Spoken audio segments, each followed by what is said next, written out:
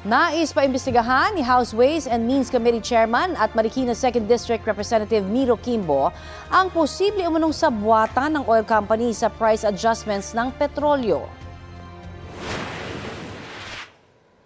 Matagal na natin sinasabing dapat ihinto na ito ng Department of Energy itong lingguhang pag-a-adjust ng mga pagdideklara ng bawat mga iba't ibang petroleum companies. Ang nangyayari dito is pinopromote natin na magsabwatan sila imbis na sila ay magbakbakan.